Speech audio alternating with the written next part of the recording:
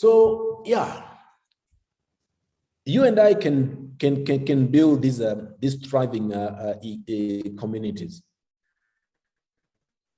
Like I said in the previous statement, the issue is if. How many of us are really, this is what I'm going to sacrifice. For those of you who connected on Sunday, as we celebrated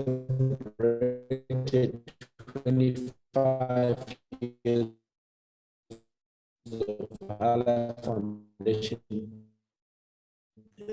existence in Zimbabwe and other countries, you know, which really is, if you who listened, I hope you heard that. If you didn't on Sunday, please go to Facebook, on the Hala Foundation Facebook page, go and watch that video again.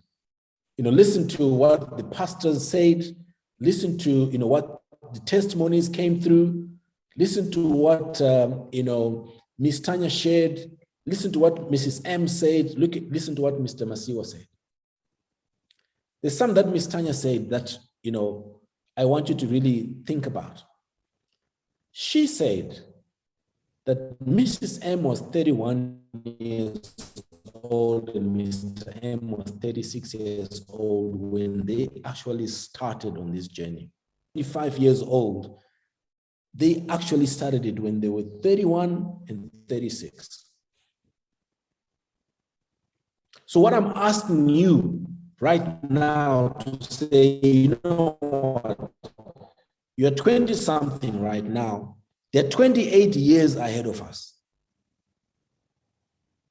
If Mr. and Mrs. Masiwa could build this in 25 years, I'm just challenging each and every one of you to put up your hand and say, you know what? I'm going to take this portion of my country. I'm going to invest my 28 years. And if Mr. and Mrs. Masiwa could then do all of these things, God give me the perseverance, give me the stickability to be able to really drive this and do this. For me, my family, my community, my province, my nation, my Africa.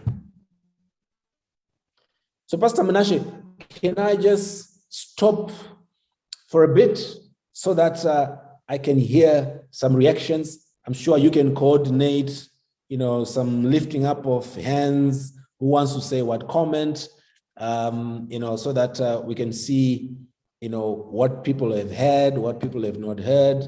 I also noticed that the numbers are dropping. You know, we went as far as 100 and something, and now we're sitting at 70. I hope that it's not that I've irritated somebody, I've made somebody angry and they've started to drop off, but maybe, you know, some have got lectures, they've got to still, you know, jump back into lectures in their various, you know, universities. Over to you, Pastor Mnash. Thank you very much, Doc. The numbers is because we have locked the meeting. So once someone drops off, they won't be able to come back on. If you allow me to just unlock the meeting for now. And please do. Please do. Perfect. Thank you very much, Doc. With the questions, I'll start with Ray. Ray, you posted, Ray Paul Nyamutena, you posted something in the chat box. So do you want to just unmute and explain further on that? And Doc will give a reaction. While Paul is doing so, if you have any questions, if you have any area of clarity, kindly raise your hand and we'll give you an opportunity to speak to Doc. If your network cannot allow you to do that, type in the chat box and we will read it out for Doc to respond. So Ray, would you want to start by coming through?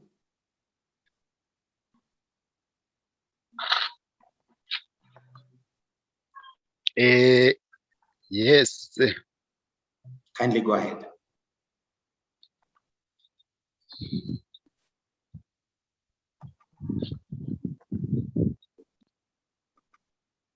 Kindly go ahead. Sure.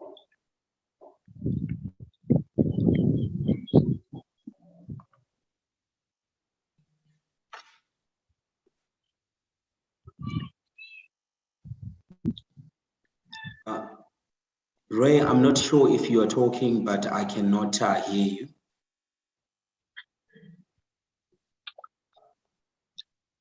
No, Stammer, can I write in the chat box? We can hear you clearly now.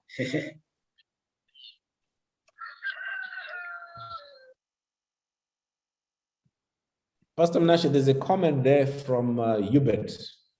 Hubert is saying is joining politics at a young age to effect change of our country. So I suppose he's asking, is it the right thing to join politics, to bring change to our country? So my answer to that, Hubert, is that I would encourage you to go and work on your master plan, okay? Because if you work on your master plan, and your master plan then shows you that for the things that you want to achieve in your 28 years that's ahead of you, it is not possible for you to achieve them without going via or without politics being part of the plan. Then politics then becomes part of the plan. If I can just qualify that a little bit further, there are a lot of people that have ended up in politics as the default. This what they wanted to do didn't work and all that, and then they say, what, let me just get into politics. Yeah. Unfortunately, those type of politicians are the ones that are in the majority, especially in Africa. And those are the politicians that are making it a challenge for Africa to rise. So what I would encourage is, yes, spend those minimum 30 hours building your master plan, okay? If, some of you might want help and all that, I'll work with Pastor Menashe and help to even, work on putting some that we might call a template, but I want to